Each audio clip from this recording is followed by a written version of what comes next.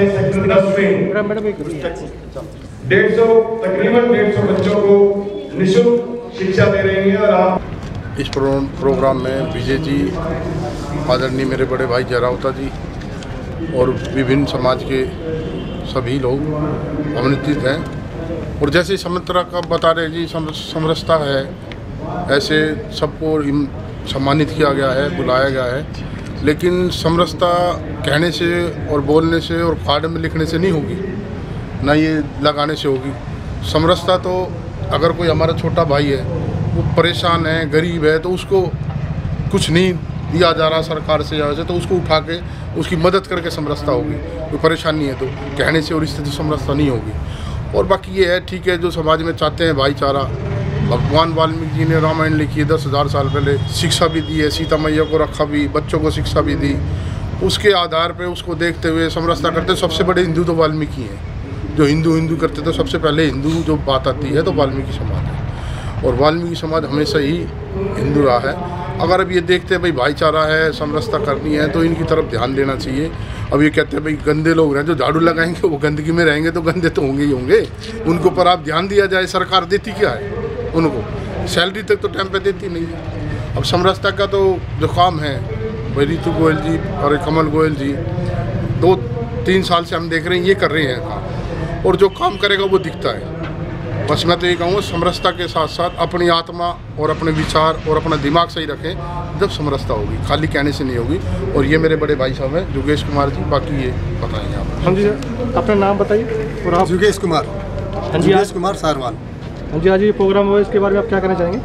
कहना यही चाहेंगे कि जैसे कि अभी सुल्तान भाई ने बोला कि ये जो समरसता की बात है, केवल हम भाषणों से समरसता नहीं आ सकती।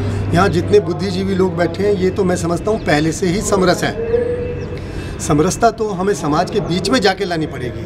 समरसता तब आएगी जब हम उनको, जो पिछले पायदान पे खड़े हैं, उनको आगे लाने के लिए हम कोशिश हमारी होगी।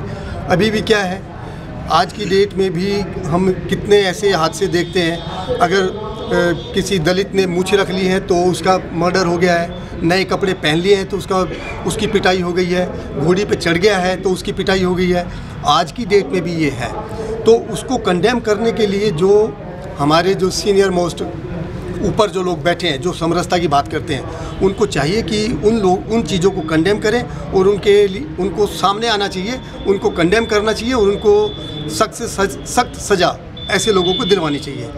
समरसता की बात केवल मतलब हॉल में बैठ के नहीं हो सकती। और जैसे कि इन्होंने बताया, हमारे कमल गोयल जी, रितु जी हैं, वो समाज में के बीच में जाके काम कर रहे हैं। सर, जैसे आज अत्याचार हो रहे हैं, लेडीज़ों पे अत्याचार हो रहे हैं, तो उसके लिए आप क्या कर रहे हो? आपको क्या हुआ है? देखिए, वही बात आ गई, समरसता की बात आ गई। जहाँ तक लेडीज़ की बात है, लेडीज़ के लिए भी डॉक्टर अम्बेडकर ने, वो पहले ऐसे शख्स हैं जिन्होंने उनको अधिकार दिलवाया। और जहाँ तक इनकी हमारी सोच की बात है, ये सोच हमारी गंदगी हमारे दिमाग में भरी पड़ी है। जब दूसरी स्त्री को देखते हैं, हमें अपनी माँ बहन याद आनी चाहिए।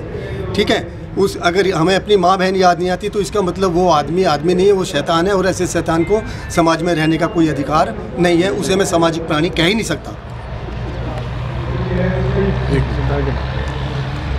बड़े भाई ने जैसा कहा, कहते हैं मोदी जी ने 2.5 लाख वाल्मीकि जो अपने श्रीनगर कश्मीर में गुलाम बने हुए थे, वो निकाले। और मोदी जी मंदिर में जाके झाड़ू भी लगाते हैं, पैर भी धोते हैं वाल्मीकि समाज के। अच्छी बात है, दूर ये समरसता ऐसी होगी। लेकिन ना कि यहाँ किसी दलित को, किसी समाज के विभिन्न आदमी को बुलवाया गया। अगर बुलवाया है तो मंच पे बुलवाया जाए, उनसे कम से कम 2 बात रखी जाए कि आपको क्या है, तो ये रखना चाहिए। और जैसे ये आप पूछ रहे हो महिला के लिए हाथरस वाला कांड है, उसमें आपको सबको पता है कहाँ तक सरकार ने और किसने क्या करा है, ये सबके सामने। और कहने को तो अभी ये कहते हैं कि ये वाल्मीकि का लड़का है, बुलेट पे जा रहा, तो पेट में दर्द हो जाता है। किसी चमार का बच्चा बुलेट पे जाता है, कोई मूंछ रख लेता है, तो फिर कहाँ समरसता आएगी? इनसे तो समाज में दिमाग में गंदगी आएगी। लेकिन अगर मन साफ होगा, परमात्मा का नाम लेकर अगर हम किसी का भला करेंगे तो भला करेंगे। छोटा भाई हो, बड़ा भाई हो, ये गंदगी हटानी पड़ेगी जब समरसता होगी। और समरसता तो परिवार बनाने के लिए बेटी रोटी का भी रिश्ता करना पड़ेगा, जब जाकर समरसता होगी। और ये धरातल पे काम होते हैं, ये केवल भाषणबाजी से नहीं हो सकता। ये तो धरातल पे जब तक आप काम नहीं करेंगे तब तक समरसता नहीं आएगी। इसमें पॉलिटिकल भी चाहिए। डॉक्टर अंबेडकर साहब क्या कहते हैं कि समरसता तब आएगी जब इनको राजनीतिक अधिकार मिलेगा। किनको? जिन्हें हम वंचित कहते हैं, जिन्हें हम दलित कहते हैं। तो ये तो ऐसा है कि मैं यहाँ ये भी कहना चाहूँगा, रविदास जी कहते हैं जात जात में जात है जो केलन में पात। केले का जो तना होता है उसका एक एक पत्ता उखाड़ते चले जाओ, अगर सारे पत्ते निकाल दोगे कुछ नहीं बचेगा, जीरो हो जाएगा। जात जात में जात है जो केलन में पात। रविदास ना मानुष जुड़ सके जब लग जात ना जात। जब तक ये जाति व्यवस्था है तब तक ये समरसता आ ही नहीं सकती। ये जाति व्यवस्था हमें अपने दिमाग से निकालनी पड़ेगी, अपने समाज से निकालनी पड़ेगी, तभी समरसता है। सर जैसे कोरोना चल रहा है और ये दिवाली का भी है, दिवाली पे आप लोगों को क्या संदेश देना चाहोगे? दिवाली का संदेश सीधा सा है। पहली बात तो नो क्रैकर, पटाखे नहीं, ठीक है। सद्भावना। अब जैसे यहाँ बात कर रहे थे कि हमें चाहिए कि हम अपने जो लास्ट पायदान पे खड़ा है उसके यहाँ भी दिवाली कैसी मन रही है उसको हमें देखना है। समरसता तो तभी आएगी ना जब हम उनके घर भी जाके देखें कि वो दिवाली मना पा रहे हैं, नहीं मना पा रहे हैं। मैं तो अच्छी तरह मना रहा हूँ, ठीक है, लेकिन ऐसे लोग भी तो होंगे जिनके यहाँ दिवाली के लिए कुछ भी नहीं है मनाने के लिए। पटाखे क्या, वो तो केवल सफाई में ही लगे रहेंगे। तो उनकी दिवाली कैसी मन रही है ये जाके देखना। 4 महीने तक की सैलरी ना मिली है, कहाँ से दिवाली मना? अब ये सुन लीजिए सुल्तान भाई से, 4 महीने की सैलरी तक नहीं मिली है, ठेकेदारों को निगम से नहीं मिल रहा, तो वो जो बेचारे किराए पे रहते हैं उनको किराया नहीं दिया, राशन नहीं मिल रहा, दिवाली कहाँ से मनाएंगे? गरीब आदमी दिवाली मनाएगा कैसे? ये कहने से नहीं होगा। इनकी जो चीज़ें हैं ना वो दूर करनी पड़ेगी। नगर निगम के अधिकारी क्या कह रहे हैं सैलरी देने के लिए? अधिकारी तो अधिकारी हैं, वो क्या कहेंगे जब उनको नहीं मिल रही। वो लोग बताते हैं हमें तो कि जी हमें 4 महीने हो गए सैलरी मिले, बताओ। और ठेका पड़ता है, जो ठेका पड़ता है तो गुलाम है आदमी, और गुलाम ही रहेगा।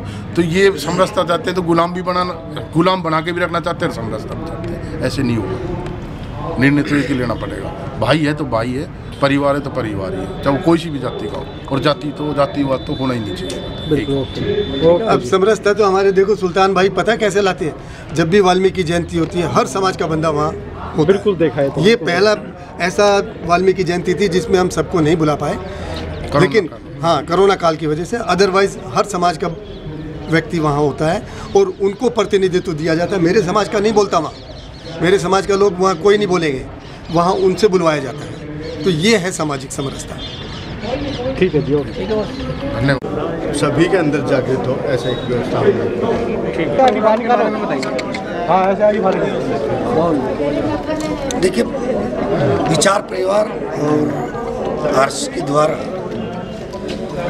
स्थापना से ही समाज में जो बुराइयां हैं उनको खत्म करने के लिए समय समय पर कार्यक्रम आयोजित किए जाते हैं। और आज इसी कड़ी के अंदर हमारे गुरुग्राम में एक सामाजिक समरसता का कार्यक्रम किया गया है और इसमें बड़े खुले मन से विचार भी हुआ है और समाज के बहुत बुद्धिजीवी वर्ग, सभी जो दलित समाज के भी, दूसरे समाज के भी और पत्रकार साथी भी सभी लोग थे।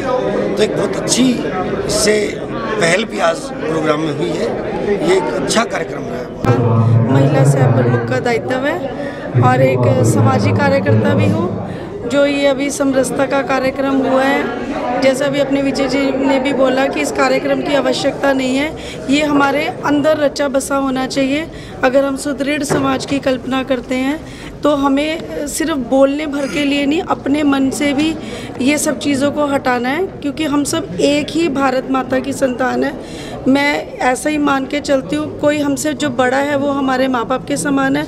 जो भाई बंधु आप हो और समाज के जो भाई बंधु हैं, इन्हीं के सहयोग से हम आगे बढ़ेंगे। अगर हम भेदभाव की भावना मन में रखेंगे तो नहीं आगे बढ़ पाएंगे। बाकी लोगों ने जैसे आज तक हम पे राज किया है, हम में से ही जिन लोगों की जो कुरीतियाँ हैं या जो लोग नकारात्मक सोच रखते हैं वो सब हम पर हावी होंगे।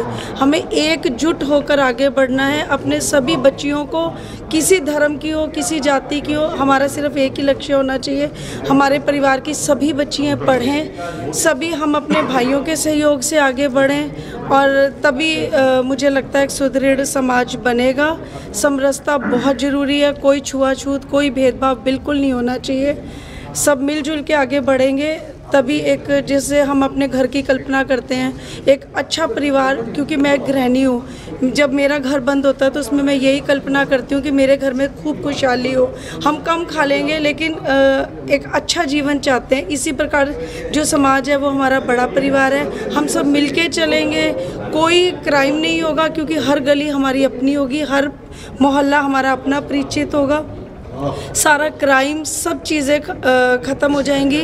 लेकिन ज़रूरत है हमें अपनी मानसिकता को बदलने की, सकारात्मक सोचेंगे, आगे बढ़ेंगे, सबको लेके चलेंगे तो देश भी तरक्की करेगा, हम भी करेंगे, आने वाली पीढ़ियां भी करेंगी, ऐसा मेरा। विकास परिषद, सेवा भारती, 3-4 अलग अलग संस्थाओं के द्वारा आज एक बहुत सुंदर शानदार अच्छा संदेश देने वाला कार्यक्रम था। समरसता का कार्यक्रम करना पड़े ऐसा जरूरी नहीं है, लेकिन किया है तो अच्छा ही है। समाज में स्वाभाविक ही सबके मन के अंदर समरसता का भाव रहे, जैसा भगवान राम, भगवान कृष्ण और हमें सभी महापुरुषों के द्वारा शिक्षा दी गई है। इसी समरसता के भाव से ही भारत पुनः विश्व गुरु बनेगा, ऐसा हम सब व्यवहार करें, ऐसी मेरी प्रार्थना है। तो ये एनजीओ है, एनजीओ से लोगों को क्या वो मिलेगी?